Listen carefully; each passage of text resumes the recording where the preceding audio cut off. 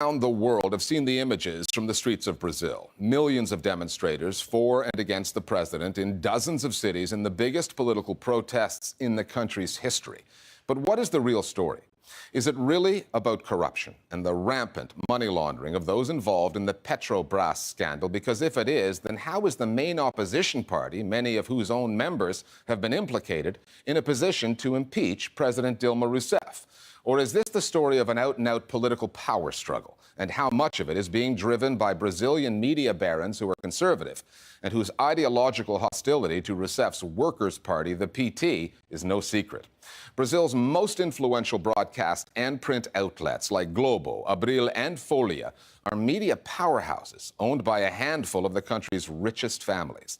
Those outlets have been called out for their selective and strategic coverage of this impeachment story.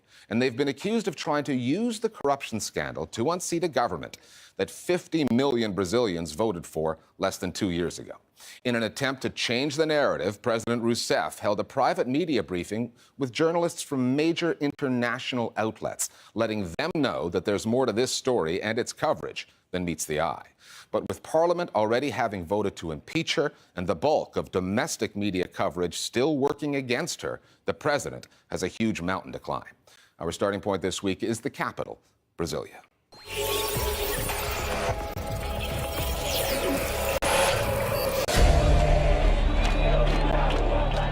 Beginning with what this story is not. It is not, as some defenders of the Rousseff government argue, a mere media conspiracy. Right-wing oligarchs trying to bring down a leftist government. The Petrobras scandal is on a scale unlike anything Brazil has ever seen.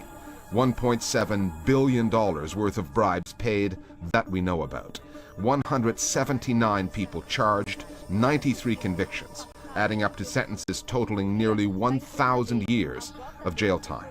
The Petrobras story, combined with a tanking economy and further allegations against President Rousseff overcooking the budgetary books before her re-election in 2014, all created a cumulative effect, leading to the lower house of Parliament voting to impeach her. There's huge discontent in Brazil. The idea that the people are coming in the streets to protest just because the media is telling them to do so, and this is all fabricated. This is neither true. There are factual reasons why people are discontent in Brazil. The unemployment is very high. The inflation is very high. Yes, there is a conspiracy, but there is basis for that conspiracy. We're living through the biggest political crisis of the last 25 years. A complex and deep investigation with lots of breaking news about big companies and important political characters, as well as a strong economic depression. It has culminated in the impeachment process that was approved in Congress and is now waiting to be approved by the Senate. That impeachment vote, which took place 2 weeks ago, was a marathon piece of political theater broadcast on screens big and small across the country. More than 150 elected deputies have been implicated in the Petrobras scandal, and most of them voted to impeach a president who hasn't been implicated. And they performed for the cameras that they knew were watching, many dedicating their yes votes to figures and causes that would resonate with Brazilians. Por Deus, por minha família, pelas famílias, pelas pessoas de bem, meu voto é sim, fora Dilma, fora Lula, fora PT! The entire process lasted more than 8 hours, and some Brazilian broadcasters covered it live in its entirety. Most of the mainstream media, as you know, is pro-impeachment. So that gives you a clear idea where they're coming from. A gente vai de novo lá para a Câmara. So having 8 hours of a spectacle is the best that they can get. It is a frightening discourse that was there. O Brasil, sim para o futuro! The media is a very important social actor in Brazil, there is no doubt, and especially in crisis times. In Brazil, you have a mainstream media that tends to the right of the political spectrum. The first big protest in March of last year, O Globo newspaper, its cover said, "Brazil has a new 15th of March." The last famous 15th of March was in 1985, the day the military regime handed power back to civilian leaders. So they're framing a pro-impeachment march as somehow equivalent to the end of 21 years of dictatorship. That reveals clear political bias. Accusations of media bias in Brazil inevitably start with Globo, the biggest media conglomerate in Latin America. In 2014, The Economist called Globo Brazil's most powerful company, and it wasn't just talking about the media sector. Globo owns or is affiliated with 340 media outlets, 122 of them television channels, the rest in print, radio, or online.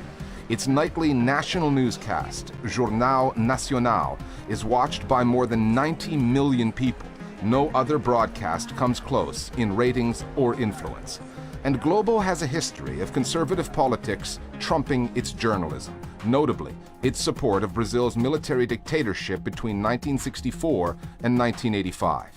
In 2013, almost 3 decades after democracy was restored, Globo finally issued an apology for failing its audiences during that period. E há também o reconhecimento de erros, como o apoio editorial ao golpe militar de 1964. Reporters Without Borders ranks countries annually on freedom of the press. In 2010, it had Brazil at 58th. This year, it is down to 104th. The NGO cited concentrated ownership in the hands of a few leading families, and on this story said the media have urged the public to bring down the president. Globo is owned by the Mourinho family, which defended the company in the pages of the UK's Guardian newspaper. The Brazilian press and the Globo Group fulfilled their duty to inform about everything, wrote João Mourinho, as would have been the case in any other democracy. But when Globo's news outlets or other news organizations in Brazil report on politics, many are suspicious of the journalism and mindful of the history. Nowadays, because you don't have the shrewd military coup, you have this traditional institutional mechanism to get rid of the opponent. And in that process, you have to legitimize it. And that is what the Brazilian media is doing, is legitimizing what we have to call it by its name, is a coup in slow motion. I understand that the Workers' Party needs a narrative, and the only way that they have found they can survive is by creating a narrative that they are the victims of a political coup, and that the press has played a part in this. But the fact remains that the impeachment process is following constitutional requirements. So to talk about a coup does not make sense. A coup implies that the rules have been broken, and this is not the case. On the last piece that it was produced by Al Jazeera about Brazil, there was a Globe reporter, and his last phrase was, "We are balanced, our news are balanced." Mesmo que você identifique alguma tendência em veículo ou outro, ela nunca será por omissão de ouvir os lados. I kind of stopped the video there and I said, how on earth can you say this to a public communication media? You're not being ethical.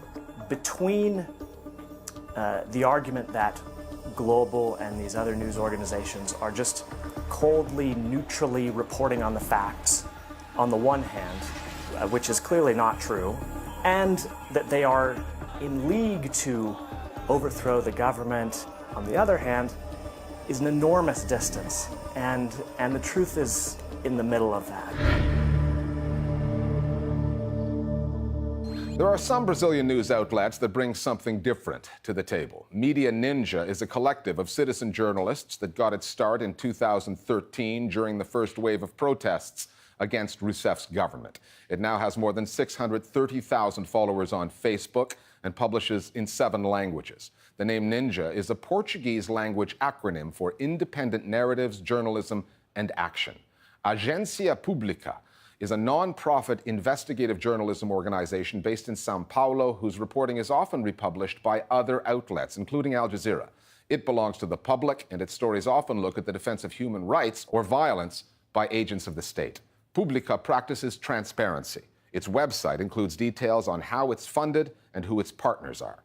Then there's Fluxo, created in 2014 by Bruno Tortura, who prior to that had set up Media Ninja, Operating mostly from Sao Paulo, Fluxo is about long-form reportage, whether it's video, audio, or text. It relies on its audience for news stories as well as its funding.